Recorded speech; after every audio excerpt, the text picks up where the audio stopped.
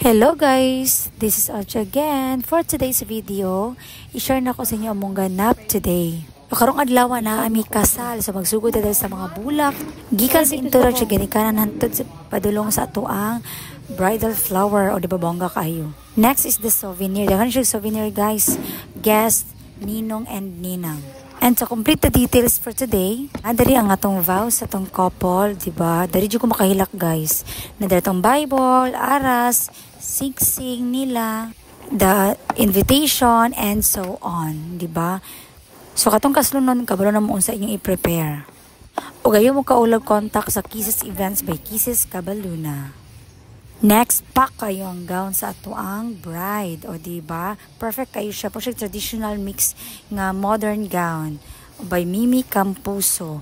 Bongga kayo na with all the glitters and beads. O dili makumpleto ang adlaw kung wala ni ato ang team from King Diaz, Ken Mapa, and his team. Susugdan na nato to ang pag-picture sa to ang essential. So after na imposible mi sa amo ang first look sa among mga lalaki.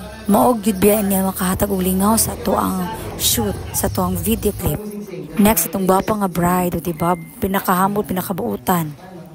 Kawa pa man nagsugod ang atong event, kaya man naman mag-picture dali na punta sa atong reception area nga grabe kagwapa.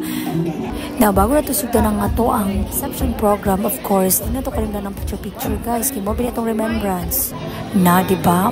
Sweet kayo ang couple. Kini nga couple kay isa niya siya sa pinakabuutan, pinaka-humble, pinaka-approachable ng couple. Wag yung libong guys, promise. Thank you sa pagpili sa Kisses Events by Kisses Cabaluna para tabangan mo sa inyong wedding. And so karon ituyok na mo sa overall look sa ato ang reception area. Diba? Bongga kayo, grabe yun. Sulit yun kayo. Dili yun kamayan. Guys, makaingon yun kayo. Lamiya magpakasal usab, boy. Huy, for the go. Grabe yun siya ka-amazing. O, tanan na imo ang i-request. Masunod yun nila. Simple lang siya, pero elegante kaayo. Diba? Mara nakaog ka ng naka-royal wedding. Hasad yung bongga, Hawaii kamahayan yun. Dili po ka magwangay ani niya ka grabe kanino ang pagpangamot. So karon sa din nga to ang grand entrance sa to ang mga entourage kauban ang nato ang couple for this event. Ang dali kinila kay for the go to kay ni waji mga libog po pagka approachable ni mga bataan ni. Paingon og sayo pud sila wa ay kukulan na lang jud ngani mo tumbling pud sila. Here comes the couple sa ilahang grand entrance. Napak ganun. Sayo banat. Diba? For the go. Ano mas successful ang event is sa reason is hanap ito mag-participate na.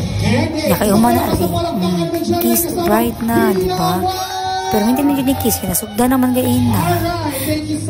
And ang pinaka-exciting part, kining dance with my mother and dance with my father as a couple, diba? Grabe yun. Makailak dyan ko ba sa may event tapos yun anin na ang buhaton, sus grabe jud. Tanang grabe na lang jud. So dili po na to kalimtan ang alap guys. Nag-sharing yung blessing sa couple para napudlay pang business, paano nila sugdan ang ilang kinabuhi as a couple. Dako na ka ng tabang sa ilaha. Pagkaman kay games. And to end this with the sweetest kiss as a couple. Thank you for watching.